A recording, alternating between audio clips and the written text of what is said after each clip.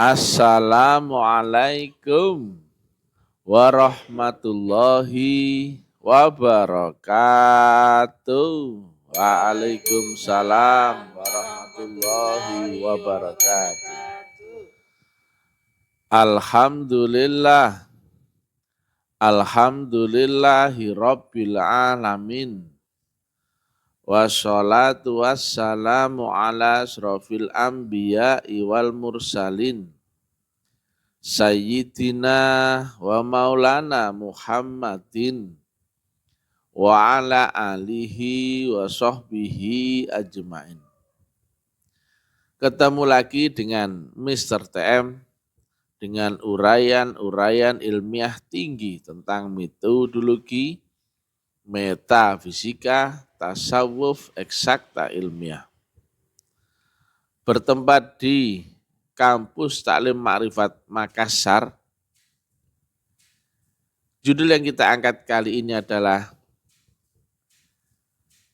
hanya yang mempunyai aplikasi syarat rukun pembaca gelombang yang bisa membaca gelombang di saluran frekuensi yang sama. Ini kajian bukan kajian syariat, ya. Ini kajian hakikat. Jangan paksakan paham kalau Anda enggak paham. Jangan paksakan cocok kalau Anda enggak cocok, ya. Kalau yang pening lihat dakwah saya, minggir, enggak saya teruskan. Saya enggak maksa Anda melihat video-video saya, ya. Yang masih bocil-bocil ingusan, minggir, ya. Nah, sesuai judul yang kami sampaikan tadi, ya, hanya yang mempunyai aplikasi pembaca gelombang dan syarat rukunnya yang bisa membaca gelombang melewati saluran frekuensi yang sama. Banyak sinyal, ya, sinyal HP contohnya. Ada banyak provider, betul nggak Bu Wati? Betul, ya. Tapi kenapa hanya yang punya paket data Telkomsel yang bisa masuk ke jaringan sinyal Telkomsel, betul nggak? Demikian juga yang punya paket data Indosat bisa memanfaatkan jaringan sinyal Indosat. Hanya yang punya saluran radio, aplikasi radio yang bisa menerima gelombang radio. Mulai sinyal, gelombang radio, televisi, dan sebagainya. Padahal sifatnya metafisika, ya toh? Kita bisa nampak enggak wujudnya sinyal Telkomsel? Misalkan ini. Bisa nampak wujudnya? Enggak, ya? Sinyal kan enggak nampak. Kemudian sinyal radio bisa nampak? Tidak bisa. Sinyal televisi bisa nampak? Tidak. Sinyal walkie-talkie? Tidak, ya. Sinyal telepon rumah? Tidak. Tetapi ternyata yang bisa berhubungan dengan sinyal apa aja itu harus mempunyai aplikasi sejenis yang baru bisa membaca gelombang lewat saluran frekuensi yang sama. Handphone kita, walaupun canggih, ya, misalkan iPhone 21 misalkan. Tapi kalau enggak ada paket datanya, bisa nerima sinyal Telkomsel? Tidak. Bisa dipakai untuk telepon dengan orang? Tidak. Handphone saja, secanggih apapun handphonenya, tetapi kalau dia tidak ada paket datanya, nggak bisa membaca sinyal, nggak bisa berhubungan lewat sinyal, nggak bisa memanfaatkan sinyal, nggak bisa dipakai tanpa berhubungan dengan sinyal itu. Untuk berhubungan loh ya, bukan untuk aplikasi game atau bukan ya. Jelas ya? Nah, berarti kesimpulannya hubungan metafisika yang di luar jangkauan kemampuan fisika adalah lewat gelombang dan frekuensi. Dan hubungan itu bisa terjadi hanya jika ada pada saluran, gelombang, dan frekuensi yang sama. Dan hubungan antara A dan B harus mempunyai aplikasi syarat rukun sehingga bisa memanfaatkan saluran gelombang lewat frekuensi yang sama. Nah, ini ada gambar.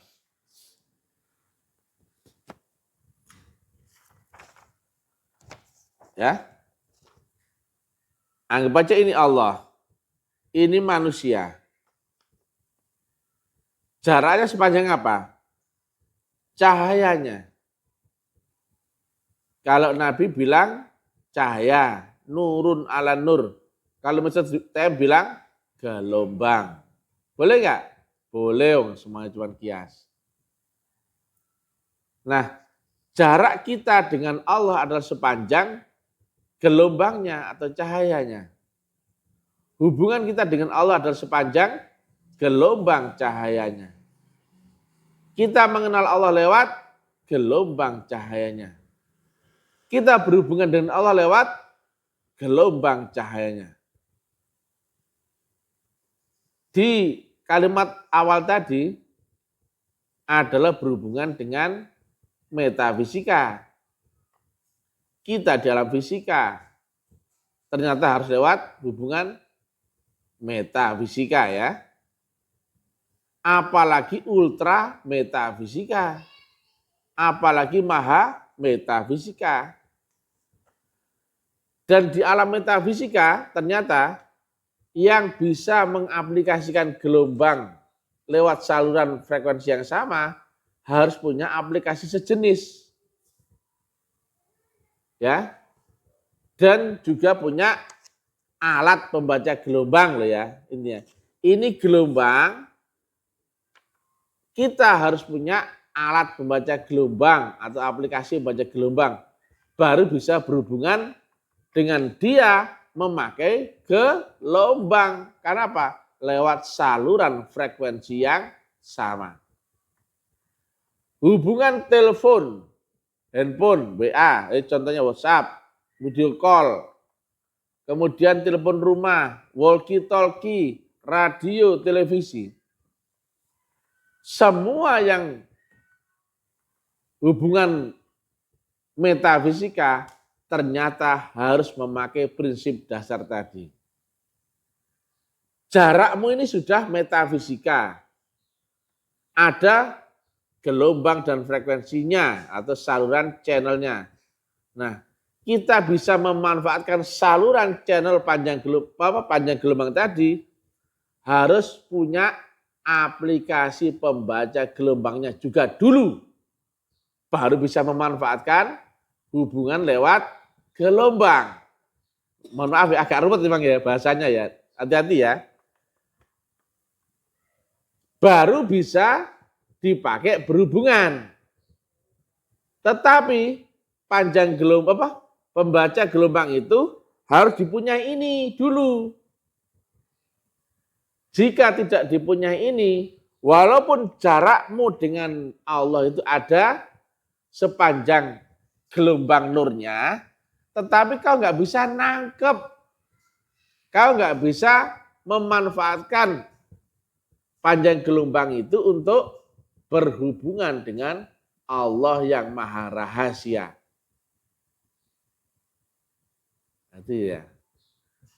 Jadi hubungan itu ada di, contohnya ya macam-macam ya, jangkauan fisika, metafisika, terjangkau akal, metafisika di atas akal atau ultra metafisika, dan yang terakhir adalah maha metafisika.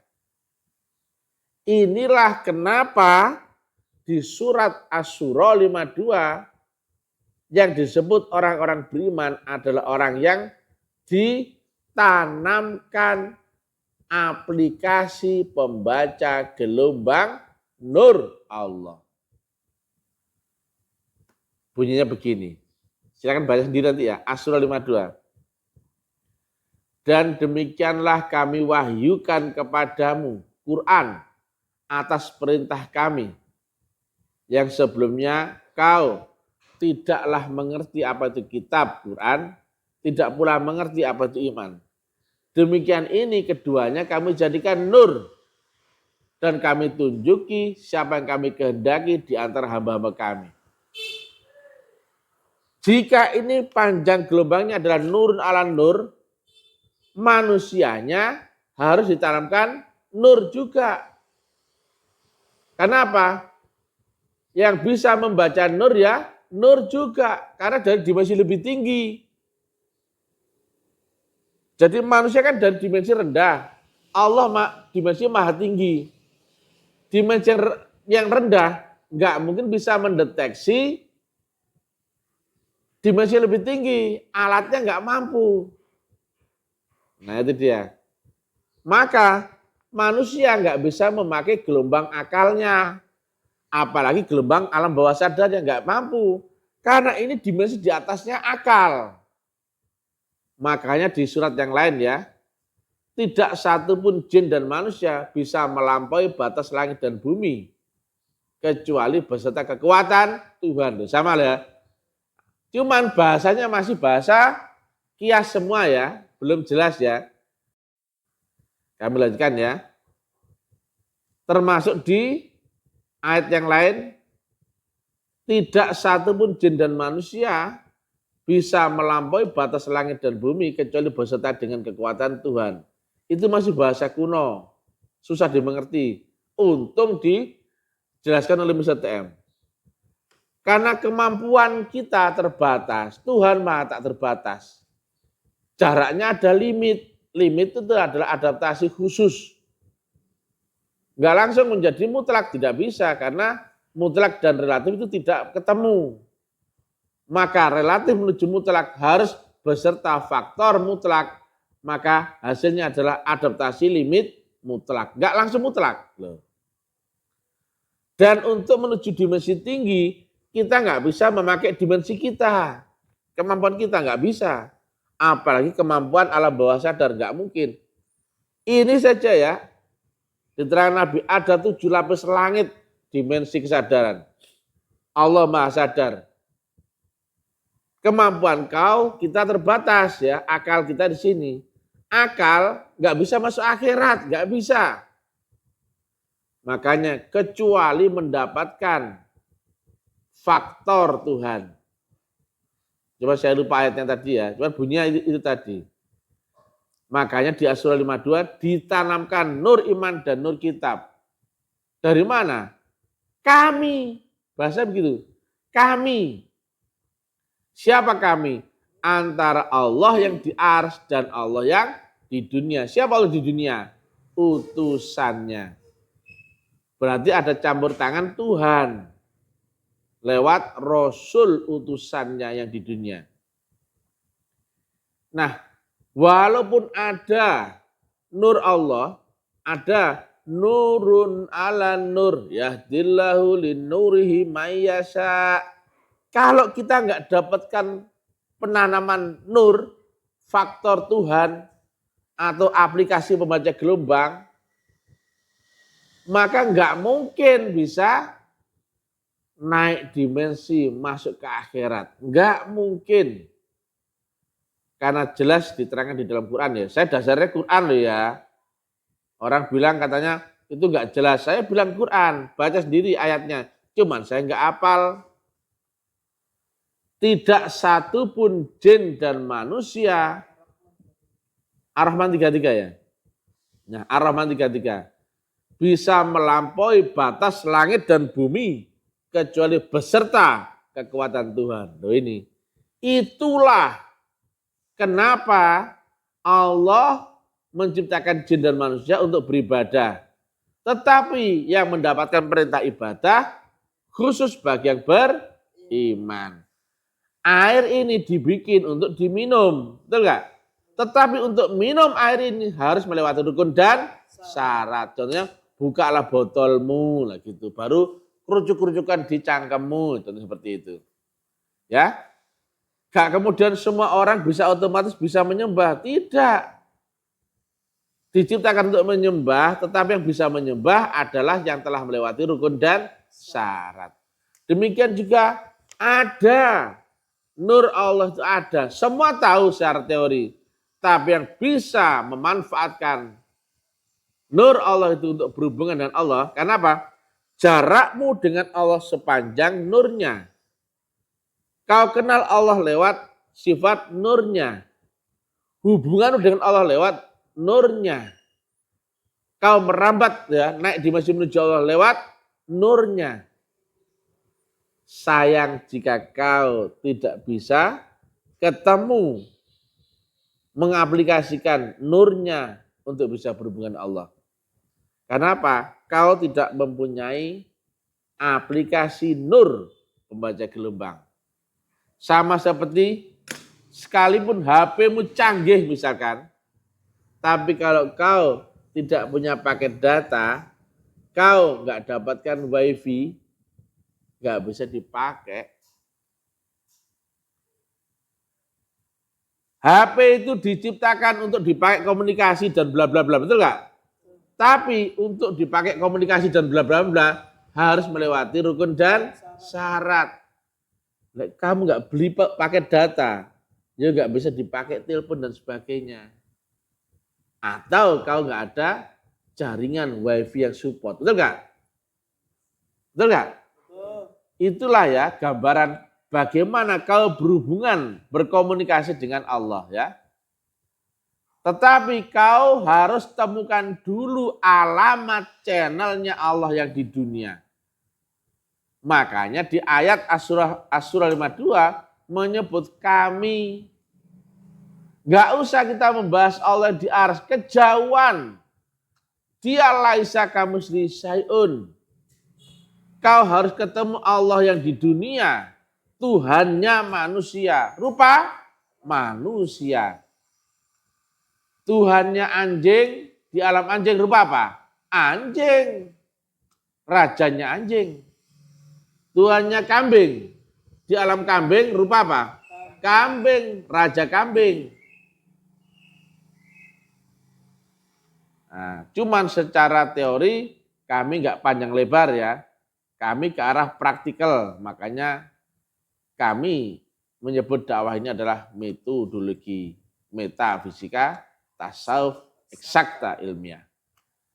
Yang nggak paham nggak usah memaksakan paham.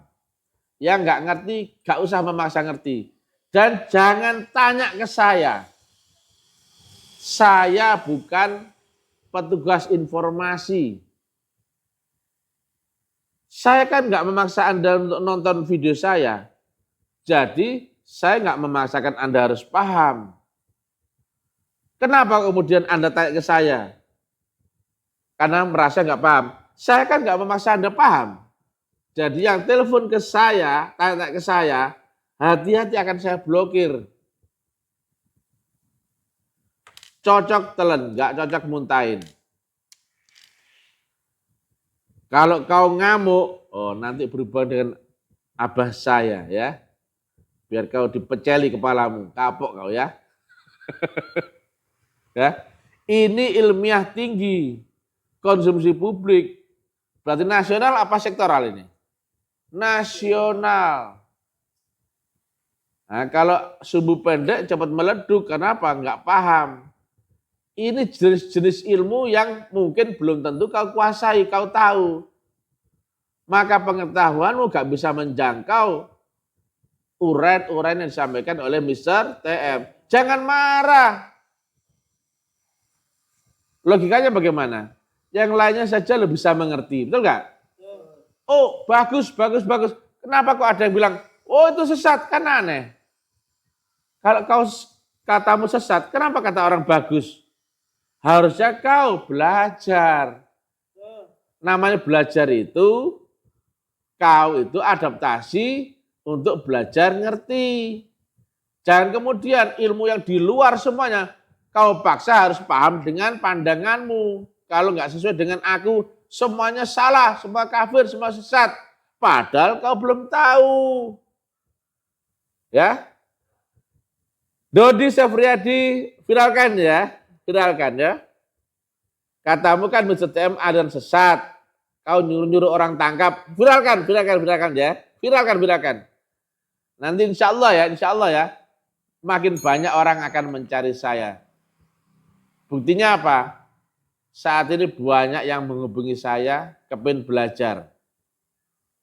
Padahal saya larang-larang ya. Ini ada sesat, katanya Dodi Sefriadi. Ini tuh apa? Bid'ah ya. Tapi kenapa kok tambah banyak orang merapat ke kampus Salim Arifat? Ya nggak tahu. Tapi ini ilmiah ya. Namanya belajar itu kau adaptasi dengan yang menyampaikan ilmu. Giliran yang menyampaikan ilmu nggak cocok dengan seleramu, kau marah. Itu berarti kau nggak belajar, kau telah terhijab, kau sudah tertutup, nggak bisa menerima kebenaran orang lain. Agama Islam itu mengakui ya akan adanya rahmat di dalam perbedaan. Saya di publik loh. Nah, tentang saya menjelek-jelekan ulama, bukan ulama yang saya jelekkan, kan ada topiknya.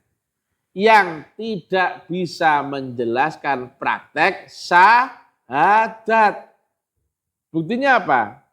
Dari sejak awal saya dakwah sampai sekarang, nggak satu pun yang nongol bisa menjelaskan praktek syahadat. Kecuali satu orang. Tapi sayangnya dia bukan ulama. Bukan kiai, bukan ustadz, bukan buya, bukan gus, bukan habib. Tapi dia Bang Hadi. Aduh, ternyata memang nggak ada ulama. Dia Bang Hadi. Yang ternyata pandangan kami sama. Akan adanya sifat wujudnya Allah yang di dunia. Tuhannya manusia di dunia rupa manusia. Laki-laki, nggak ada pernah waria atau wanita, nggak ada ya. Kalau kita menghayalkan Allah yang di ars, itu laisa kamisli syai'un, kejauhan. Kau di dunia, realistisnya carilah Tuhan di dunia. Kan begitu kata Nabi. Tidak akan kau temukan Tuhan di akhirat sebelum kau temukan Tuhan yang di dunia. Tuhan di dunia itu ada wujudnya. Tapi dia bukan Allah subhanahu wa ta'ala yang di akhirat. Kan berwujud. Masa Tuhan ada wujudnya? Tuhannya di dunia adalah rajanya manusia, rupa manusia yang dia ada sambungan dengan Tuhan yang di ars atau maha tinggi alam maha rahasia loh. Baru Bang Hadi yang cocok loh. Tapi Bu Hadi, beliau bukan ulama. Bukan kiai bukan ya? Bukan. Ustadz bukan? Bukan. Gus? Bukan. Habib? Bukan. Berarti tetap ya, skornya tetap menang Mister TM. Ya, kan saya bilang di depan, nggak mungkin ada ulama, kiai, ustadz, gus, buya, dan habib nongol berani menjelaskan tentang praktek syahadat. Saya baru ketemu satu orang, dan itu bukan ulama ya, Bang Hadi Aminullah. Tepuk tangan untuk beliau. Nah, paham? Bahkan saya dikasihnya songkok. Nah ini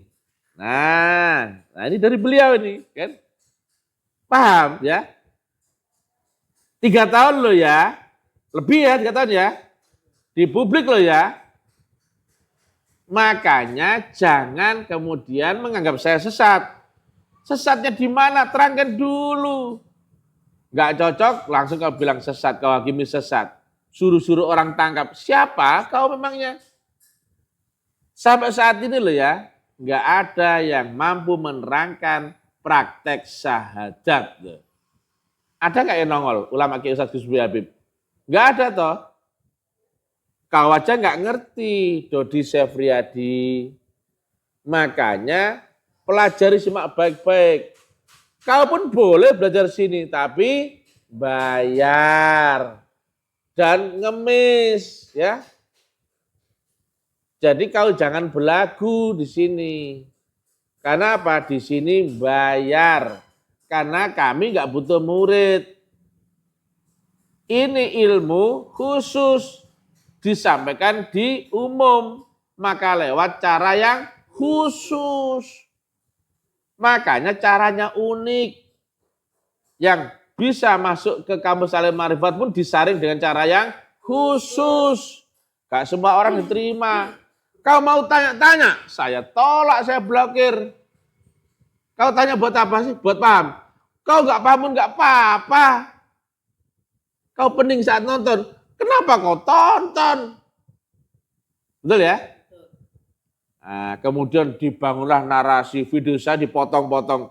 Giliran cuma jimik-jimik yang jelek. Nggak ada isinya. Kurang ajar kau itu. Kau cari makan yang benar ya. YouTuber boleh kau angkat video saya boleh. Saya saja, video saya full, nggak ada masalah. Tetapi video saya kau potong-potong, kau bikin narasi yang jelek. Akhirnya orang jadi melihat saya jelek. Tapi kau yang tanggung jawab metafisiknya ya. Fitnah itu pahalanya orang yang memfitnah mengalir kepada yang difitnah. Sampai habis pahalanya, dosa difitnah mengalir kepada bahaya itu. Video saya loh full, gak ada apa-apa. Tetapi kok dipotong-potong, dibangun narasi, itulah ya. Kalau ada pihak MUI ya silakan ingatkan tuh Dodi itu ya dalam hal ini kurang ajar dia. YouTuber yang baik kayak David Saguna, betul dia bagus mengangkat tapi objektif narasinya.